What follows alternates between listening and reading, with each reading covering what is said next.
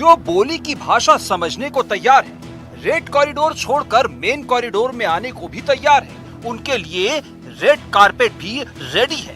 और जिन्हें बोली की भाषा समझ नहीं आती, उनके लिए सुरक्षा बलों की गोलियां स्टैंड बाई पर हैं। नक्सलवाद कब खत्म होगा, कैसे खत्म होगा, कब तक भारत नक्सल मुक्त होगा, इसकी पूरी टाइमलाइन गृह मंत्री अमित शाह ने समझा दी है। दिल्ली में अमित शाह ने नक्सलियों के खात्मे की टाइमलाइन बताई तो 24 घंटे के भीतर ही सीपीआई महासचिव डी राजा काउंटर स्टेटमेंट के साथ कैमरे के सामने आ गए। I demand that the government should accept the proposal made by the Maoists, Naxals. What is this Naxal Mukt Bharat? Already they spoke about Congress Mukt Bharat. What happened to Congress Mukt Bharat? Now Naxal Mukt Bharat.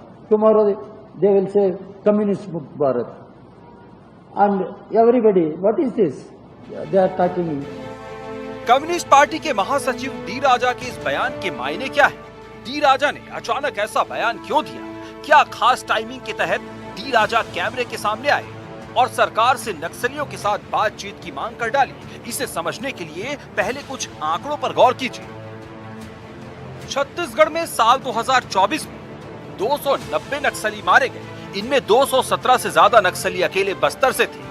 2024 में 1090 नक्सली गिरफ्तार हुए, जबकि 881 ने surrender किया। इसी तरह 2025 में अब तक 270 से ज्यादा नक्सली मारे जा चुके हैं। इनमें 223 से ज्यादा नक्सली अकेले बस्तर से हैं। 680 नक्सली गिरफ्तार हो चुके हैं।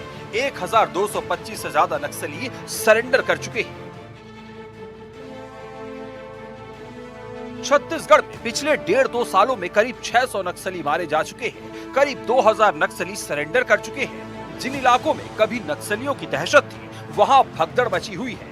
नक्सलियों के टॉप लीडर सुरक्षा बलों के निशाने पर हैं। रेड कॉरिडोर में नक्सलियों में हड़कंप मचा हुआ है। ऐसे समय में जब नक्सलियों की कमर टूट रही है, तब डी राजा सरकार से नक्सलियों से बातचीत करने की मांग कर रहे हैं। क्रॉस बॉर्डर टेररिज्म को जिस तरह से मुंहतोड़ जवाब दे रही है, ये नेतृत्व की क्षमता का विषय है। सरकार का नेतृत्व, देश का नेतृत्व कैसा होना चाहिए, और यह मजबूत नेतृत्व के कारण आज हो रहा है। कांग्रेस में इच्छा शक्ति की कमी रही है और हमेशा कांग्रेस पार्टी जिस प्रकार से लगातार हम देखते हैं कि कहीं ना कहीं पाकिस्तान के साथ खड़े होते दिखते हैं, कहीं ना कहीं सेना की कार्रवाई पर प्रश्न चिन्ह उठाने का काम कांग्रेस पार्टी करती है, तो इनमें इच्छा शक्ति की कमी है। वास्तव में देश की सुरक्षा, देश के संविधान से कांग्रेस पार्टी को कोई लेना देना नहीं है। देखिए, शांति बहाली के लिए हर स्तर पर प्रयास होना चाहिए। गोलियों का जवाब गोलियों से देना चाहिए। अगर कोई वार्ता की बात कर रहे हैं तो वार्ता भी होनी चाहिए, लेकिन वार्ता का ऑफर करने वाले को पहले भारत के संविधान का सम्मान करना होगा, हथियार को छोड़ना होगा, तभी उसे चर्चा संभव हो सकती है। और कांग्रेस पार्टी का हमेशा मानना है कि भारत के जो संविधान का सम्मान करेंगे, जो हथियार को छोड़ेंगे, उनके साथ चर्चा होनी चाहिए। और सरकार इसके लिए पूर्ण रूप से जिम्मेदार है। सरकार को ही तय करना है कि शांति बहाली के लिए उनको किस रास्ते पर जाना है, और निश्चित तौर पर शांति बहाली सर्वोपरि, उसके लिए हर रास्ते पर विचार होनी चाहिए। छत्तीसगढ़ में नक्सलियों में ऐसी भगदड़ मची है कि वो अब शहर की ओर भागने लगे हैं। हाल ही में रायपुर और कोरबा में शहरी क्षेत्रों में छिपे कुछ नक्सली पकड़े गए हैं। अब जो जानकारी सामने आ रही है, उसके मुताबिक नक्सलियों ने शहरों में छिपने के लिए 4 ट्रैक बनाए हैं। इनमें पहला रूट गैंगटिक कहा जाता है, जिसमें दिल्ली, हरियाणा, कानपुर, प्रयागराज, लखनऊ, वाराणसी और कोलकाता का रूट है। जबकि दूसरा रूट पुणे, मुंबई, सूरत, वडोदरा और अहमदाबाद का है। तीसरा रूट हैदराबाद, विशाखापट्टनम, जबकि चौथा रूट चेन्नई, कोयंबटूर और बेंगलुरु का है। मतलब छत्तीसगढ़ में नक्सलियों को ऐसी मार पड़ रही है कि वो अब छिपने के लिए जंगलों से बाहर शहर की ओर भाग रहे हैं। कुछ एक्सपर्ट्स का ये भी दावा है कि नक्सली शहरों में पहुंचकर युवा वर्ग को टारगेट कर सकते हैं और धीरे धीरे सामाजिक संगठनों के जरिए अपनी विचारधारा फैलाने की कोशिश कर सकते हैं। हालांकि नक्सलियों के अर्बन नक्सल वाले नेटवर्क को लेकर खुफिया एजेंसियां पहले से ही अलर्ट है। इस तरह की हर एक मूवमेंट पर करीब से नजर रखी जा रही है।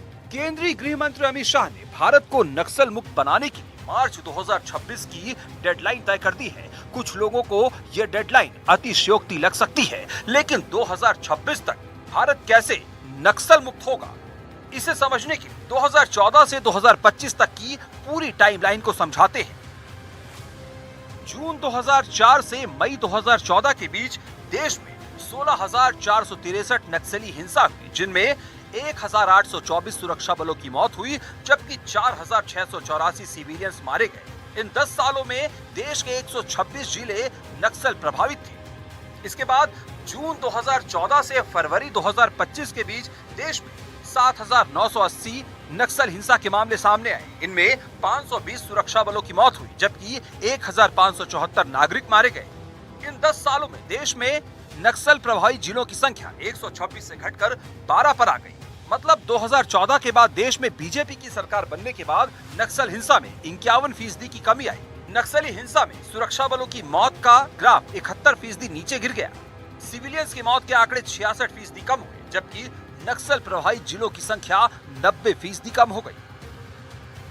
छत्तीसगढ़ में बस्तर को नक्सलियों का गढ़ कहा जाता है, लेकिन पिछले 2 साल में जितने भी नक्सली मारे गए, जितने भी नक्सलियों ने सरेंडर किया, उनमें से करीब 70% नक्सली बस्तर क्षेत्र से ही है। मतलब रेड कॉरिडोर के सेंटर पॉइंट बस्तर में भी नक्सलवाद दम तोड़ रहा है। ऐसे में अमित शाह मार्च 2026 तक क्यों और कैसे भारत को नक्सल मुक्त बनाने का दावा कर रहे हैं, ये समझना मुश्किल नहीं है। Bureau report, NDTV.